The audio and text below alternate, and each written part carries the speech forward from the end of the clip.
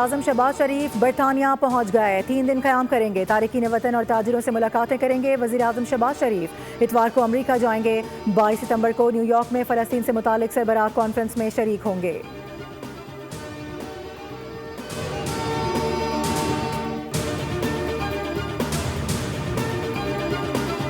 امریکہ نے اقوام متحدہ کی سلامتی کونسل میں 6ٹی بار غزہ جنگ بندی کی قرارداد ویٹو کر دی۔ پاکستان کے مستقل مندوب عاصم افتخار نے 2 ٹوک الفاظ میں واضح کر دیا، پاکستان آزاد فلسطینی ریاست کے قیام کے لیے کوششیں جاری رکھے گا۔ خطاب کرتے ہوئے کہا کہ غزہ میں اسرائیلی جارحیت کو اجاگر کیا گیا۔ پاکستانی مندوب نے مزید کہا کہ غزہ میں روزانہ درجنوں شہریوں کو شہید کیا جا رہا ہے، خوراک نہ ہونے کے باعث بچے بھوک سے مر رہے ہیں۔ اسرائیل نے غزہ پر حملوں میں اسپتالوں کو بھی نہ چھوڑا۔ پاکستان فلسطینی عوام کی مکمل حمایت کا اعادہ کرتا ہے۔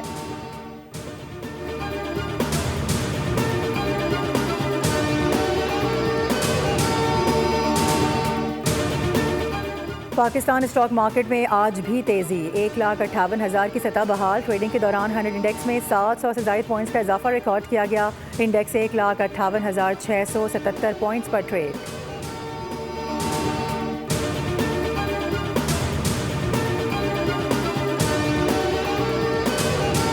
پنجاب میں سیلاب متاثرین کی بحالی کے لیے آپریشن شروع کرنے کا فیصلہ۔ وزیر اعلیٰ کی سیلاب متاثرین کی امداد کے لیے آسان ترین طریقہ کار وضع کرنے کی ہدایات۔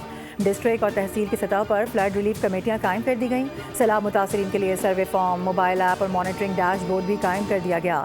وزیر اعلیٰ مریم نواز ڈیش بورڈ پر خود سیلاب متاثرین کی امداد کی مانیٹرنگ کریں گی۔ انہوں نے متاثرہ علاقوں میں سڑکوں، پلوں اور انفراسٹرکچر کی فوری بحالی کا حکم دے دیا۔ اور دادو کی تحصیل میہر سے آنے والا سیلابی ریلا آج لاڑکانہ کے 7 بچاؤ بند سے ٹکرائے گا۔ متاثرہ علاقوں سے لوگوں کی نقل مکانی جاری۔ دادو مورو پل پر پانی کی سطح میں اضافے کے بعد میہر اور دادو تحصیل کے کچے کے علاقے متاثر۔ نو گوٹ میں زمیندارہ بند میں شگاف پڑنے سے مزید 4 دیہات زیر آب آ گئے۔ ریلا پیر سے منگل تک کوٹری بیراج پہنچے گا۔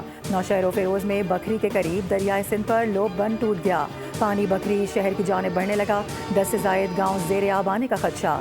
دریائے سندھ میں سکھر بیراج پر 24 گھنٹوں کے دوران پانی کے بہاؤ میں 24,000 کیوسک کی کمی ریکارڈ کی گئی۔